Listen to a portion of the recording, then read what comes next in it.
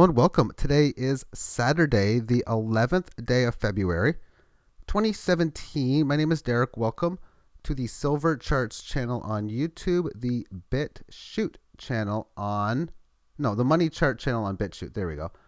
And taking a look at several commodity indexes, which will be crude oil, gold miners, the junior gold miners, copper, cotton, real estate, the US dollar, and base metals.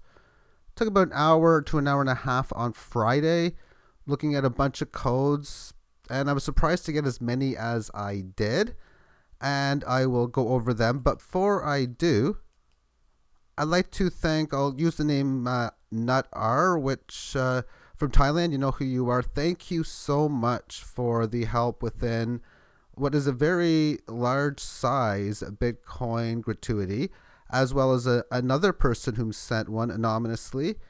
Thank you so much. It helps a lot. And yes, so thank you. Let's now take a look at USO first, which is the United States Oil Fund. This is the weakest of the ETFs, and it was the first one that I looked at, and I was like, yeah, I see something interesting here. I see resistance at this key Fibonacci from a low of 923 and a high of 12 and a quarter shortly before this chart. And it was a pretty big pullback in here. Resistance met again where it was before, but this time it's been in this range for quite some time. So my analysis is such: 3/4 bullish, 1/4 bearish. I'd be looking for a break above here, but I think there's a 3-to-1 chance of it breaking out higher because I like how the message of this market has been playing. It had a lot of time where it could have sold off within here, and it hasn't. But with that being stated, if it doesn't break out above and you start to see weakness below here, you can be pretty sure to have a very good or decent probability of maybe a decent breakdown into the 10 area or somewhere around there. Okay, that was a mistake. I use hotkeys on my keyboard when I use my program, and I've just played around with them a little bit, so getting back used to what each letter and key represents, is a lot of them is just changing the image. And let's go to the next one, which is the Sprott Gold Miners ETF SGDM. What I'll be doing is including multiple time frames by putting the information on within such. I'm going to talk about that after I talk about the current information seen on the chart, which includes this low at 22 and a third and this high at 23 and close to a half amongst the ETF.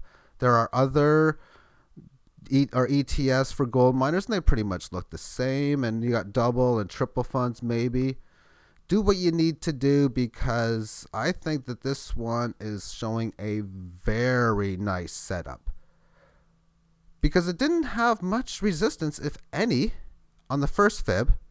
And what I've said quite often is look for a fast move to the next level, which has happened, and since then has just went sideways. But I've also liked over the last few days how it hasn't went down too much. In fact, it's just minutes. The last many minutes. Oh, man. But as far as how the chart analysis is concerned, it's all the same, whether you're looking at a 10-minute chart or you're looking at a daily chart. But with that being stated, I'd be looking for a breakout above here, and I think it's so likely probable to do such.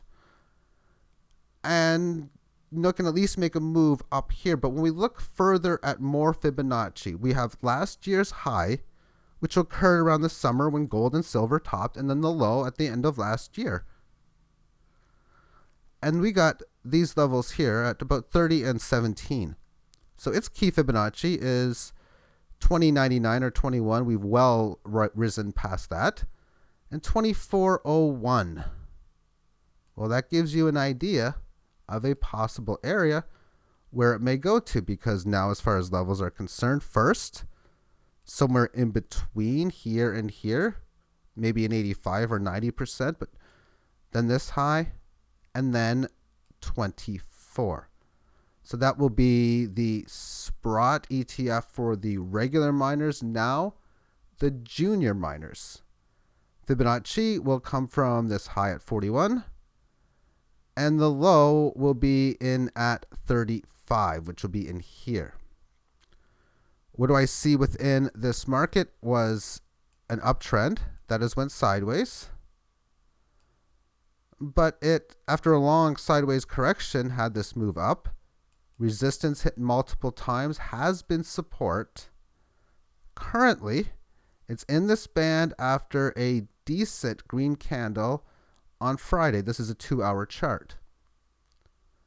So therefore, it looks as if this thing can really get going, especially on a break above this resistance. Let's look more at other Fibonacci, same levels as the previous gold miners, which gives us 3470. And I've been able to put lines on here with, there we go, full line. Somewhere around here was the 38.2% level. Came close to finding resistance, pierce here. And since then, it's found support at this level on a more longer term time frame, with 39.62 being its next level. So how is it playing it within this fib? Is it resisting it? Still maybe. But again, if it breaks above this, that gives us a level to where price action has the potential to go to in the near term, which is 43. Let's move on to the next chart, code JJC for copper. It's the 4-hour chart. And within this copper index, I'm using Fibonacci of 62. That's the highs when silver topped and in the area of such, and 22, most recent lows. The 38.2% retracement is in at 32.66. But we can see here that this resistance has broke out. It happened on Friday. And I would definitely be looking for it to come here. There's not much room or gain potential left. But maybe it can go higher, and if that's the case, if you feel it can go much higher, then it's still relatively early on the breakout phase. What ideally I would be looking for is a move up here and a move back, and then press your luck, if you will, on a buy at this point, realizing that the probability of it going way higher compared to this much lower is in your favor, because often you see how previous resistance like this does become support. Cotton is next. BAL, using this low, which is a kilo of 45. 51.16 as the high. And since we've had this pullback within a key Fibonacci point that was previous resistance, it's holding up within this band. So therefore, breaking out, this thing looks good. We got a 2008 low of 27 almost and 117 high from 2011, which gives us Fibonacci retracement in at 47.16, somewhere close to there. It's obviously broke above it, came back to find support, and has broken higher. And the next level is 66.80. So a lot of this can show that it's got a lot of legs left where it can go higher as the other time frames are supporting bullish maneuvers within, of course, the market. IYR, which is real estate, the Dow Jones Real Estate Index, and the Fibonacci from 85 and change, which is up here, and then the 72 lows. This market pretty much paints the picture of obvious that it has resisted this area over and over, and it finished the Friday session at that point. When you look at these lows in here, pretty bullish. Most of them are higher. You can make a pattern in here. If you're making matching highs, you have a lower low and a higher low. Well, that's like an inverted head and shoulders pattern within it. And therefore, on the break above, I think this has some decent legs to go higher. You can we'll consider resistance point in here. Also, same thing as before in another chart. If it makes a move like this, again, if you feel like pressing your luck, I would consider that to be a good probability situation. Okay, let's move on further. This is the United States Dollar Index and the code UUP. So within this obvious uptrend, which has had support where it's pretty much supposed to, within here. Now I'm looking for either a long or a short play that has decent probabilities, but I don't know what it's going to be. I definitely think, if anything, you could speculate going long for a move a little higher, but I'm looking for a play a little bit bigger than that as far as larger moves. I'm looking to see how this is going to correct after this little down move in here, because if this could establish a resistance level at some point, whether it's where it's at now or higher, a move back to the band or some sort of decent support that's making the higher low, breaking out above, well, that gives me good bullish opportunities to go up here. But it's already shown to me that if this thing fails to get going and I see weakness breaking below here, especially if it doesn't fall anytime soon, or if it stays higher for a couple of days and I can see what would look like a decent failed breakout, I'd be expecting it to go here. Okay, let's finish this off with DBB. Oh, you can see these wild gaps. So wild, to say the least, like almost like every single day.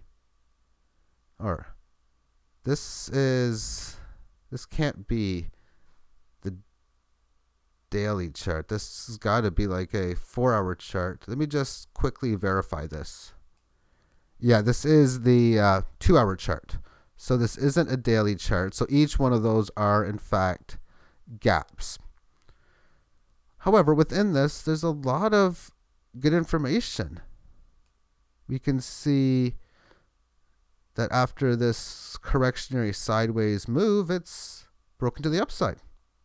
Okay. Same thing as before as the other ones.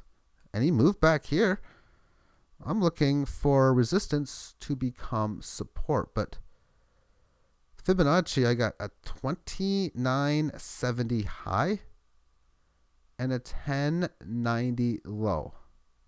You ask, well, where did they come from? Because $11 is well or decently below here, and 30 is most certainly well above here. And the answer is from the last decade. These are the highs from 2008, 2009 timeframe during the financial crises. And I got other levels as well. 2011 managed to come back up only $3 and change short of the previous high. Just last year, it pierced at a dime above 1%, above 1090. So matching bottom, and it's risen up here. Notice this line.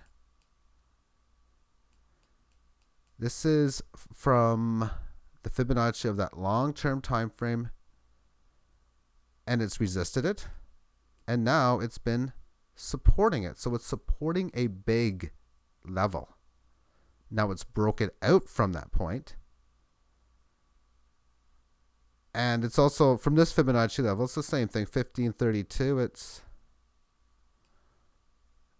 It's got an upside target. We're going to go to 1880 and 2025. So those are the two key levels that I think it's got a lot of momentum to which it can go to. Thank you for tuning in and take care. Bye-bye.